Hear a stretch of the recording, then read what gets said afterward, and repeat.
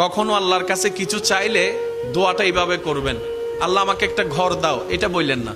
বলবেন আল্লাহ আমাকে একটা শান্তির ঘর দাও। কারণ ঘর পাইলাম যদি শান্তি না থাকে, সে ডুপ্লেক্স বাড়ির দাম কি?